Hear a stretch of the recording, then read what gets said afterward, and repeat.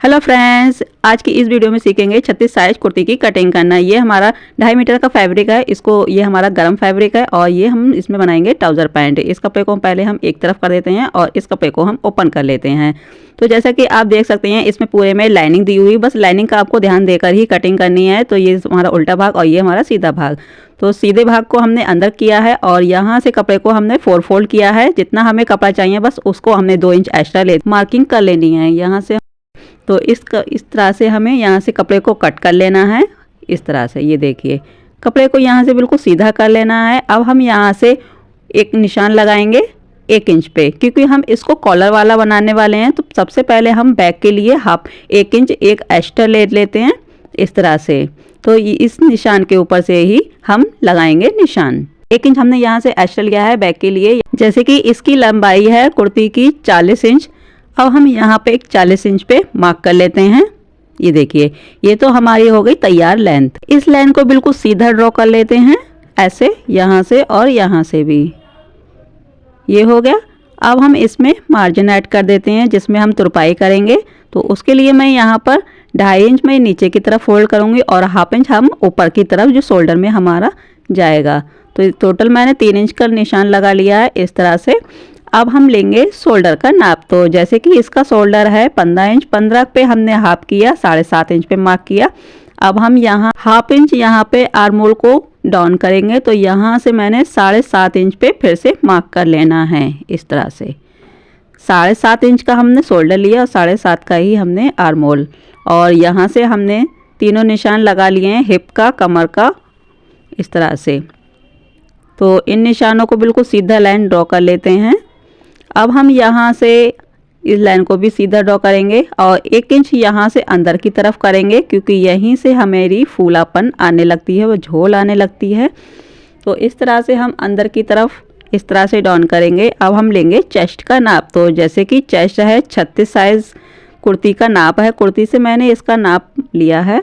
तो जैसे कि 36 साइज है उसका हम 4 पार्ट लेंगे 9 इंच निकल के। तो 9 पे मैंने यहाँ पे मार्क किया। सेम इसी तरह से हमें कमर का नाप ले लेना है। कमर है 32 साइज की, तो उसका मैंने 8 इंच पे यहाँ पे मार्क कर लेना है। सेम इसी तरह से हमने 10 इंच पे 40 इंच की हिप है, तो 10 इंच पे मैंने यहाँ पे मार्क कर लेना है। तो अब हम इन निशानों को बिल्कुल ऐसे करके मिलाएंगे ताकि हमारी फिटिंग बहुत ही अच्छे से निकल के आए। तो इसी निशान को ये देखिए फिटिंग का निशान हो गया। अब हम यहाँ से आर्म होल शेप दे देते हैं। तो कर्व शेप से हम बहुत ही अच्छी हमारी गुलाई शेप आती है। आपके पास नहीं है तो आप हाथ से भी कर सकती हैं गुलाई शेप। तो 1/2 इंच में यहाँ से बाहर की तरफ निकालते हुए बैक पार्ट और फ्रंट पार्ट दोनों के निशान हमने लगा लिए हैं इस तरह से। अब हम यहाँ से दामन का नाप ले लेते हैं। तो दामन मैं यहाँ पे 10.5 इंच पे ले लेती हूँ और 1 इंच में यहाँ पे एक्स्ट्रा ले लेती हूँ जो हमारा सिलाई के अंदर जाएगा।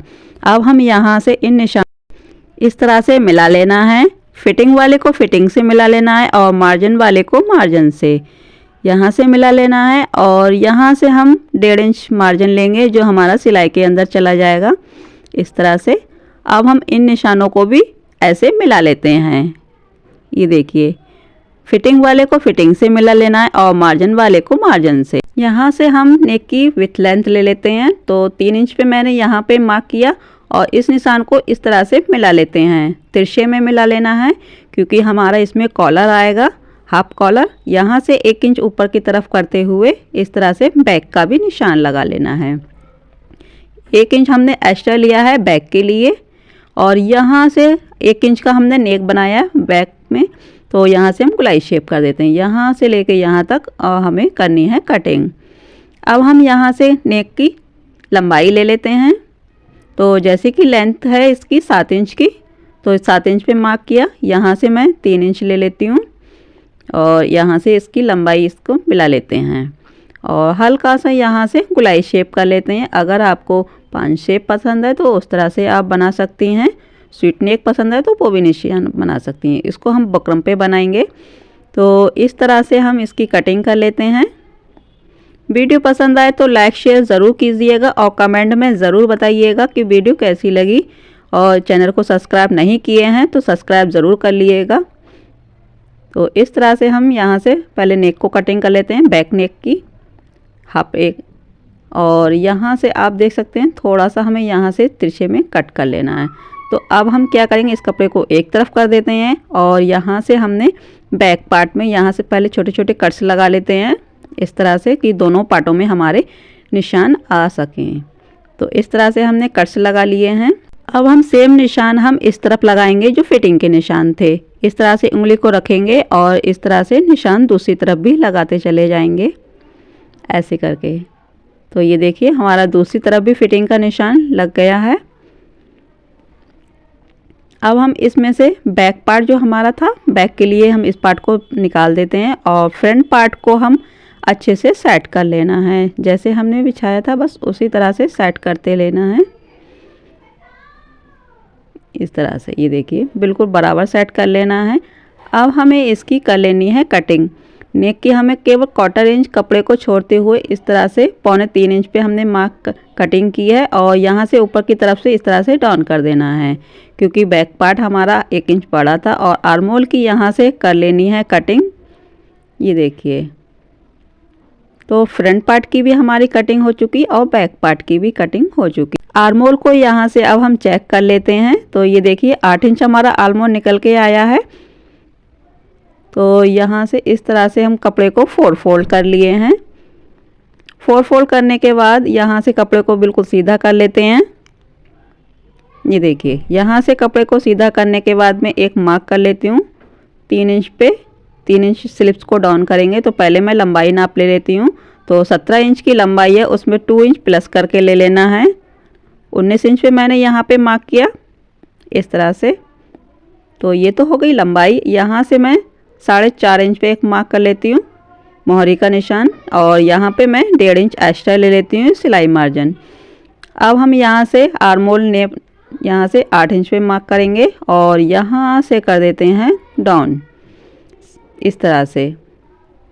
और यहाँ से आप देख सकते हैं शेप 1T से यहाँ से शेप ले लेते हैं ताकि काफ़ी अच्छी शेप आए निकल के, और मार्जिन को मार्जिन से मिला लेना है। तो स्लिप्स की कटिंग करना बहुत ही आसान है। आप इस तरह से स्लिप्स की कटिंग करेंगे तो आपकी स्लिप्स ना ही तो उठेगी और ना ही तो कभी झोल खाएगी।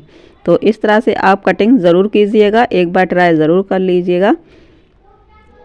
यहाँ से मैं छोटा सा कट्स लगा लेती हूँ 20 सेंटर का, और यहाँ से आप देख सकते हैं 1/2 इंच में यहाँ पे मैं निशान लगाऊंगी 20 सेंटर पे। और ये देखिए इसका हाफ कर लेते हैं, ये आया 20 सेंटर। यहाँ से हम एक पत्ती शेप की तरह इस तरह से गुलाई शेप कर लेंगे। ये हमारा फ्रंट के लिए है।